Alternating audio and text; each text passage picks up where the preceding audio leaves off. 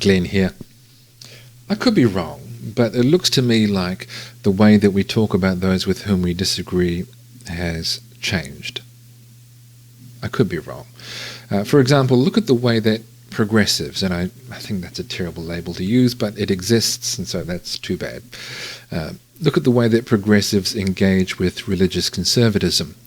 Instead of talking to people about why they disagree and why they think people of a conservative bent should change their minds or behaviour, and yes, I am generalising, very often they talk about them to the world, which might be okay in itself. In fact, I'm kind of doing that now. But when they do so, they're not critically engaging with them, although they might say they are. Instead, they're serving the social function of shaming them, not so that they will change their mind, but so that they will be afraid of speaking. Many progressive Christians, if I have observed things correctly, think that they are, well, in some sense, the real followers of Jesus, who we are told is this, or was this inclusive, tolerant, liberal-minded progressive, while religious conservatives are viewed as more like the religious hypocrites from whom Jesus distanced himself. Now, I don't want to say that there are no examples of religious conservatives who are like that. The world is a diverse place. But mostly that's just self-flattering nonsense. Complete nonsense. And it really badly misreads the Jesus that we find in the Gospels, who sometimes said some uncomfortably conservative things. Progressive Christianity, had it existed in the first century, which obviously is a bit anachronistic, but if it had, it would have found plenty of opportunities to shame Jesus.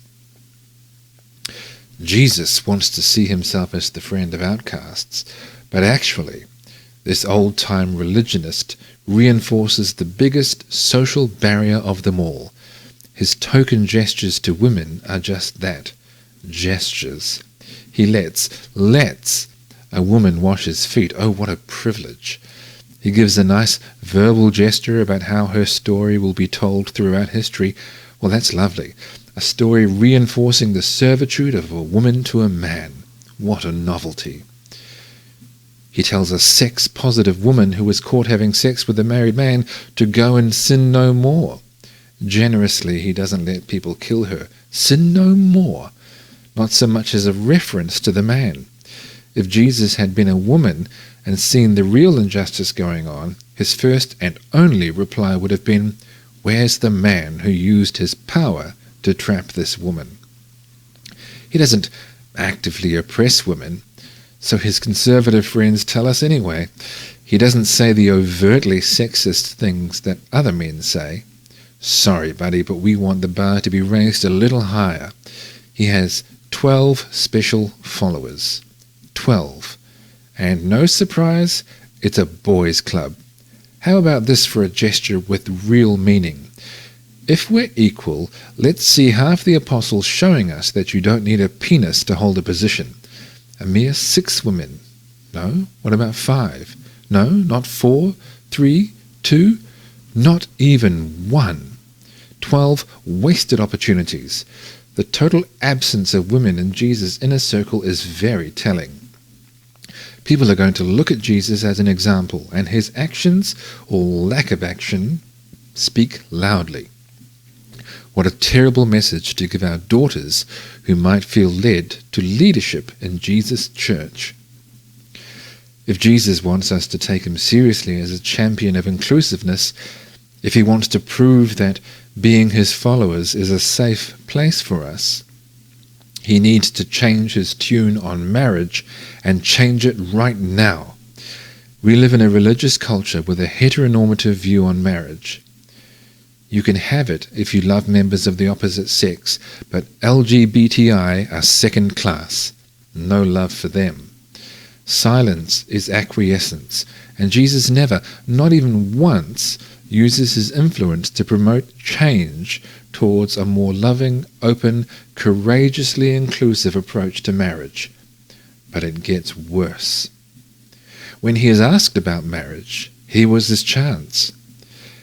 But he only encourages the status quo, quoting from that outdated early Iron Age book, Genesis, telling us that in marriage God brings a man and a woman together. To call this a microaggression towards us is an understatement. It is violence, and it makes us unsafe. Why not bring the text up to date and instead talk about two persons of unspecified sex?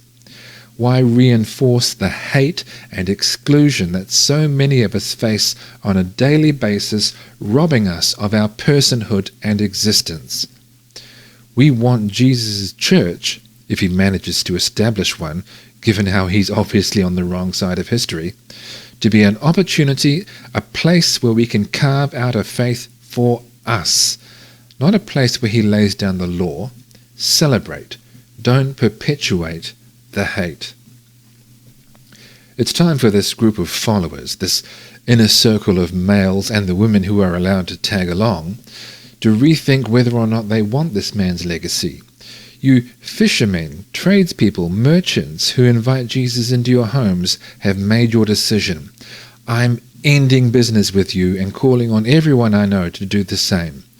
You're allowed to think thoughts inside your own head, but when you act, inviting and enabling this man and his message of rule-following, exclusion, and following this patriarchal God, our Father should be a red flag for us all, you have to accept that there are consequences. We want to make the world a safe place, and that means not enabling you. Now, of course, progressive Christians don't actually try to shame Jesus, but that's only because he's Jesus, so they aren't allowed to do that. Instead, they reread him, reinterpret him until he sounds like them and not like himself. And then they say, the Jesus I follow would never say the dreadful things that conservatives say.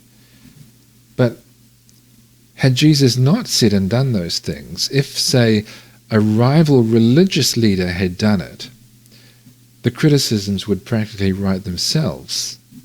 You'd be saying things like, see how Jesus isn't like those other leaders who don't have female disciples, unlike our Jesus, who treats everyone with dignity. See how other figures pushed an exclusive view of marriage that shames us and leaves us unsafe and unwelcome. But it's Jesus doing these things, so you can't say that, or you'd be spotted. Now, I know ordinary Christians, the ones that some people call conservative Christians, do it too, disagreeing with aspects of Jesus' theology, but not allowing themselves to see that they disagree with him because it's Jesus, and so they reread him until he sounds like them, and I think the doctrine of hell is a great example of that. But there's a special irony when the self-proclaimed radical, authentic followers of Jesus, who seem to love telling other people to be more like Jesus for some odd reason, do it. And if that's you, you would hate Jesus if he was anybody else. All the reasons that you have for shaming the conservatives that you love to shame, you also have for shaming Jesus. You only love the Jesus I follow because he's not Jesus. He's you.